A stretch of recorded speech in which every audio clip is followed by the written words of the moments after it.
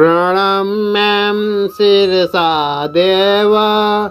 गौरीपुत्रं विनायकं भक्तावासं स्मरे नित्यमायु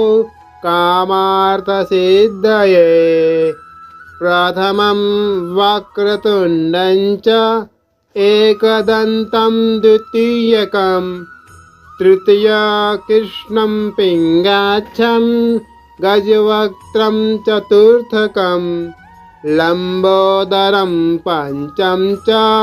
षष्ठं विकटमेव च सप्तम विघ्नराजेन्द्रं धूम्रवर्ण तथाष्टकं नवम बालचन्द्रं च दशमं तु विनायकम् एकादशं गणपतिं द्वादशं तु गजाननं द्वादशैतानि नामानि त्रिसन्ध्यया पठेन्नर न च विघ्नभयं तस्य सर्वसिद्धिकरं प्रभो। विद्यार्थी लभते विद्या धनार्थी लभते धनं पुत्रार्थी लभते पुत्रान् मोक्षार्थी लभते गतिं। जपेद गणपति स्तोत्रं शनभिर्मासे फलं लभेत्। संस्तश्रेणसिद्ध्यं च लभते नात्र संशय अष्टभयो ब्राह्मणे वैश्य लिखित्वां यः समर्पयेत् तस्य विद्या भवेत् सर्वा गणेशस्य प्रसादतः इति श्री नारद पुराणे संकटनाशनं गणेश स्तोत्रं संपूर्णम्। प्रणम्यं शिरसा देव गौरीपुत्रं विनायकं भक्तावासं स्मरे नित्यमायु कामार्थसिद्धये। प्रथमं वक्रतुण्डं च एकदन्तं द्वितीयकं तृतीया कृष्णं पिङ्गाक्षं गजवक्त्रं चतुर्थकं लम्बोदरं पंचम च षष्ठं विकटमेव च सप्तम विघ्नराजेन्द्रं धूम्रवर्ण तथाष्टकं नवम बालचन्द्रं च दशमं तु विनायकम् एकादशं गणपतिं द्वादशं तु गजाननं द्वादशैतानि नामानि त्रिसन्ध्यया पठेन्नर न च विघ्नभयं तस्य सर्वसिद्धिकरं प्रभो। विद्यार्थी लभते विद्या धनार्थी लभते धनं पुत्रार्थी लभते पुत्रान् मोक्षार्थी लभते गतिं। जपेद गणपति स्तोत्रं शनभिर्मासे फलं लभेत्। संस्तश्रेणसिद्ध्यं च लभते नात्र संशय अष्टभयो ब्राह्मणे वैश्य लिखित्वां यः समर्पयेत्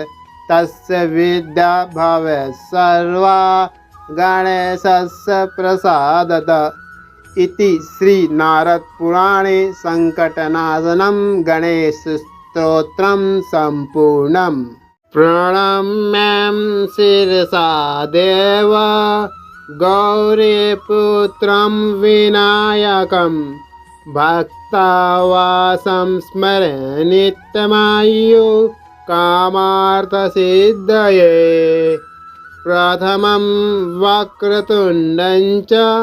एकदन्तं द्वितीयकं तृतीया कृष्णं पिङ्गाक्षं गजवक्त्रं चतुर्थकं लम्बोदरं पंचम च षष्ठं विकटमेव च सप्तम विघ्नराजेन्द्रं धूम्रवर्ण तथाष्टकं नवम भालचन्द्रं च दशमं तु विनायकम् एकादशं गणपतिं द्वादशं तु गजाननं द्वादशैतानि नामानि त्रिसन्ध्यया पठेन्नर न च विघ्नभयं तस्य सर्वसिद्धिकरं प्रभो विद्यार्थी लभते विद्या धनार्थी लभते धनम् पुत्रार्थी लभते पुत्रान् मोक्षार्थी लभते गतिम् जपेद गणपति स्तोत्रम् क्षणभिर्मासे फलं लभेत् संस्तश्रेण सिद्ध्यं च लभते नात्र संशय अष्टभयो ब्राह्मणे वैश्य लिखित्वां यः समर्पयेत् तस्य विद्या भवेत् सर्वा गणेशस्य प्रसादत इति श्री नारद पुराणे संकटनाशनं गणेशस्तोत्रं सम्पूर्णम्। प्रणम्यं शिरसा देव गौरीपुत्रं विनायकं भक्तावासं स्मरे नित्यमायु कामार्थसिद्धये प्रथमं वक्रतुण्डं च एकदन्तं द्वितीयकं तृतीया कृष्णं पिङ्गाक्षं गजवक्त्रं चतुर्थकं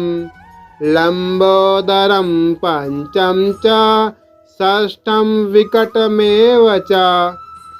सप्तम विघ्नराजेन्द्रं धूम्रवर्ण तथाष्टकम् नवम भालचन्द्रं च दशमं तु विनायकम् एकादशं गणपतिं द्वादशं तु गजाननं द्वादशैतानि नामानि त्रिसन्ध्यया पठेन्नर न च विघ्नभयं तस्य सर्वसिद्धिकरं प्रभो विद्यार्थी लभते विद्या धनार्थी लभते धनम् पुत्रार्थी लभते पुत्रान् मोक्षार्थी लभते गतिम् जपेद गणपति स्तोत्रम् क्षणभिर्मासे फलं लभेत् संस्तश्रेण सिद्ध्यं च लभते नात्र संशय अष्टभयो ब्राह्मणे वैश्य लिखित्वां यः समर्पयेत् तस्य विद्या भवेत् सर्वा गणेशस्य प्रसादत इति श्री नारद पुराणे संकटनाशनं गणेशस्तोत्रं सम्पूर्णम्। प्रणम्यं शिरसा देव गौरीपुत्रं विनायकं भक्तावासं स्मरे नित्यमायु कामार्थसिद्धये प्रथमं वक्रतुण्डं च एकदन्तं द्वितीयकं तृतीया कृष्णं पिङ्गाक्षं गजवक्त्रं चतुर्थकं लम्बोदरं पञ्चम च षष्ठं विकटमेव च सप्तम विघ्नराजेन्द्रं धूम्रवर्ण तथाष्टकम् नवम भालचन्द्रं च दशमं तु विनायकम् एकादशं गणपतिं द्वादशं तु गजाननं द्वादशैतानि नामानि त्रिसन्ध्यया पठेन्नर न च विघ्नभयं तस्य सर्वसिद्धिकरं प्रभो विद्यार्थी लभते विद्या धनार्थी लभते धनम् पुत्रार्थी लभते पुत्रान् मोक्षार्थी लभते गतिम् जपेद गणपति स्तोत्रम् क्षणभिर्मार्षे फलं लभेत् संस्तश्रेण सिद्ध्यं च लभते नात्र संशय अष्टभयो ब्राह्मणे वैश्य लिखित्वां यः समर्पयेत् तस्य विद्या भवेत् सर्वा गणेशस्य प्रसादतः इति श्री नारद पुराणे संकटनाशनं गणेश स्तोत्रं सम्पूर्णम्। प्रणम्यं शिरसा देव गौरीपुत्रं विनायकं भक्तावासं स्मरे नित्यमायु कामार्थसिद्धये प्रथमं वक्रतुण्डं च एकदन्तं द्वितीयकं तृतीयकृष्णं पिङ्गाक्षं गजवक्त्रं चतुर्थकं लम्बोदरं पञ्चम च षष्ठं विकटमेव च सप्तम विघ्नराजेन्द्रं धूम्रवर्ण तथाष्टकम् नवम बालचन्द्रं च दशमं तु विनायकम् एकादशं गणपतिं द्वादशं तु गजाननं द्वादशैतानि नामानि त्रिसन्ध्यया पठेन्नर न च विघ्नभयं तस्य सर्वसिद्धिकरं प्रभो विद्यार्थी लभते विद्या धनार्थी लभते धनं पुत्रार्थी लभते पुत्रान् मोक्षार्थी लभते गतिं जपेद गणपति स्तोत्रं क्षणभिर्मार्षे फलं लभेत् संस्तश्रेण सिद्ध्यं च लभते नात्र संशय अष्टभयो ब्राह्मणे वैश्य लिखित्वां यः समर्पयेत् तस्य विद्या भवेत् सर्वा गणेशस्य प्रसादतः इति श्री नारद पुराणे संकटनाशनं गणेश स्तोत्रं सम्पूर्णम्। प्रणम्यं शिरसा देव गौरीपुत्रं विनायकं भक्तावासं स्मरे नित्यमायु कामार्थसिद्धये प्रथमं वक्रतुण्डं च एकदन्तं द्वितीयकं तृतीयकृष्णं पिङ्गाक्षं गजवक्त्रं चतुर्थकं लम्बोदरं पञ्चम च षष्ठं विकटमेव च सप्तम विघ्नराजेन्द्रं धूम्रवर्ण तथाष्टकम् नवम बालचन्द्रं च दशमं तु विनायकम् एकादशं गणपतिं द्वादशं तु गजाननं द्वादशैतानि नामानि त्रिसन्ध्यया पठेन्नर न च विघ्नभयं तस्य सर्वसिद्धिकरं प्रभो विद्यार्थी लभते विद्या धनार्थी लभते धनं पुत्रार्थी लभते पुत्रान् मोक्षार्थी लभते गतिं जपेद गणपति स्तोत्रं क्षणभिर्मार्षे फलं लभेत् संस्तश्रेण सिद्ध्यं च लभते नात्र संशय अष्टभयो ब्राह्मणे वैश्य लिखित्वां यः समर्पयेत् तस्य विद्या भवेत् सर्वा गणेशस्य प्रसादतः इति श्री नारद पुराणे संकटनाशनं गणेश स्तोत्रं सम्पूर्णम्। प्रणम्यं शिरसा देव गौरीपुत्रं विनायकं भक्तावासं स्मरे नित्यमायु कामार्थसिद्धये प्रथमं वक्रतुण्डं च एकदन्तं द्वितीयकं तृतीयकृष्णं पिङ्गाक्षं गजवक्त्रं चतुर्थकं लम्बोदरं पञ्चम च षष्ठं विकटमेव च सप्तम विघ्नराजेन्द्रं धूम्रवर्ण तथाष्टकं नवम भालचन्द्रं च दशमं तु विनायकम् एकादशं गणपतिं द्वादशं तु गजाननं द्वादशैतानि नामानि त्रिसन्ध्यया पठेन्नर न च विघ्नभयं तस्य सर्वसिद्धिकरं प्रभो विद्यार्थी लभते विद्या धनार्थी लभते धनं पुत्रार्थी लभते पुत्रान् मोक्षार्थी लभते गतिं जपेद गणपति स्तोत्रं शरणभिर्मार्षे फलं लभेत् संस्तश्रेण सिद्धं च लभते नात्र संशय अष्टभयो ब्राह्मणे वैश्य लिखित्वां यः समर्पयेत् तस्य विद्या भवेत् सर्वा गणेशस्य प्रसादतः इति श्री नारद पुराणे संकटनाशनं गणेश स्तोत्रं सम्पूर्णम्।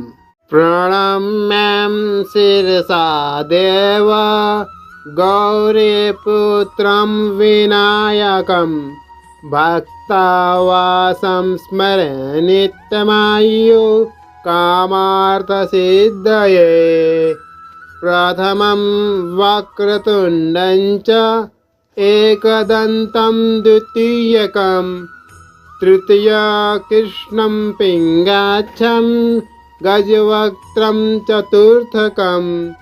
लम्बोदरं पञ्चम च षष्ठं विकटमेव च सप्तम विघ्नराजेन्द्रं धूम्रवर्ण तथाष्टकं नवम भालचन्द्रं च दशमं तु विनायकम् एकादशं गणपतिं द्वादशं तु गजाननं द्वादशैतानि नामानि त्रिसन्ध्यया पठेन्नर न च विघ्नभयं तस्य सर्वसिद्धिकरं प्रभो विद्यार्थी लभते विद्या धनार्थी लभते धनं पुत्रार्थी लभते पुत्रान् मोक्षार्थी लभते गतिं जपेद गणपति स्तोत्रं शरणभिर्मार्षे फलं लभेत् संस्तश्रेण सिद्धं च लभते नात्र संशय अष्टभयो ब्राह्मणे वैश्य लिखित्वां यः समर्पयेत् तस्य विद्या भवेत् सर्वा गणेशस्य प्रसादतः इति श्री नारद पुराणे संकटनाशनं गणेश स्तोत्रं सम्पूर्णम्। प्रणम्यं शिरसा देव गौरीपुत्रं विनायकं भक्तावासं स्मरे नित्यमायु कामार्थसिद्धये प्रथमं वक्रतुण्डं च एकदन्तं द्वितीयकं तृतीयकृष्णं पिङ्गाक्षं गजवक्त्रं चतुर्थकं लम्बोदरं पञ्चम च षष्ठं विकटमेव च सप्तम विघ्नराजेन्द्रं धूम्रवर्ण तथाष्टकं